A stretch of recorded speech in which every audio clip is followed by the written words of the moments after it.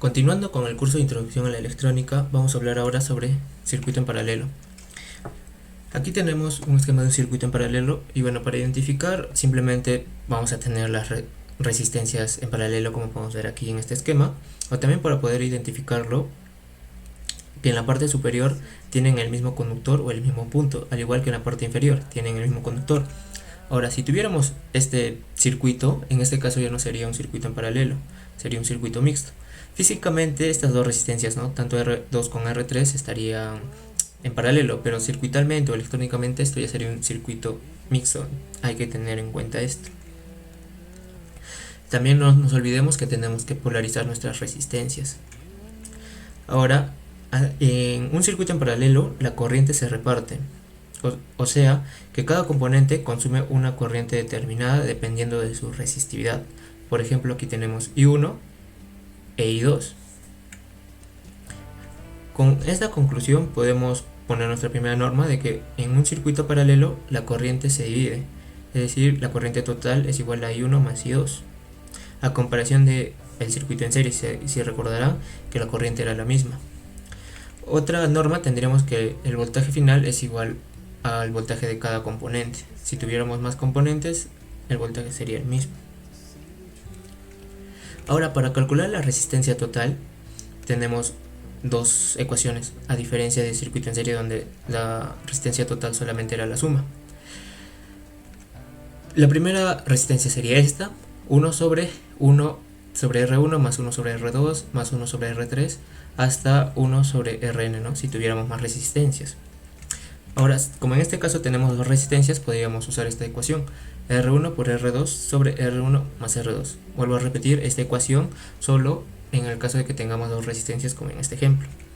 Ahora, con el ejemplo vamos a poner valores a nuestras dos resistencias, a R1 como 10K, que en código de colores sería café, negro, naranja, y en la resistencia R2 de 1.2K, que sería café, rojo, rojo.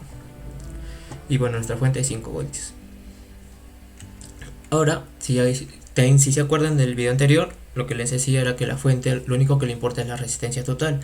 Entonces procederemos a calcular la resistencia total, donde sería 10.000 por 1.200 sobre 10.000 más 1.200, dándonos un resultado de 10.071 ohmios. También podríamos decir que es 1.07 kilo ohmios. Ahora, teniendo nuestra resistencia total, vamos a poder hallar nuestra corriente total con la ley de Ohm, que sería 5 voltios sobre 1071 ohmios, que nos saldría 0.00467 amperios o 4.67 miliamperios.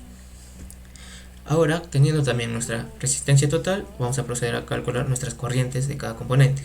Como les dije, cada componente tiene su propia corriente, que la corriente se divide. Vamos a calcular primero I1.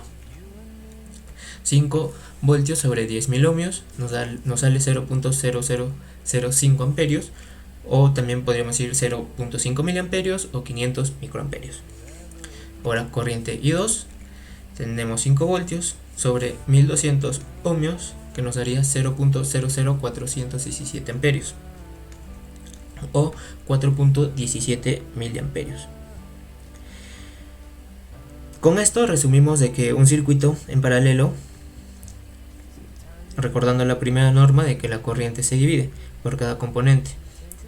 Entonces, si sumaríamos los resultados de nuestro I1 e I2, nos va a dar nuestra corriente total que hallamos anteriormente. Entonces, si sumamos 0.5 miliamperios más 4.17 miliamperios, nos va a salir 4.67 miliamperios, el resultado que nos salió anteriormente para hallar la corriente total. Y también, la resistencia total, hemos operado con dos resistencias, pero podemos operar con 2, 3, 4 más resistencias y el proceso va a ser el mismo.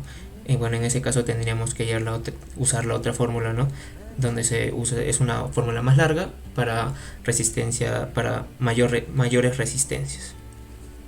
Y también la importancia de hallar la resistencia total, la resistencia equivalente. Y eso sería todo. Gracias.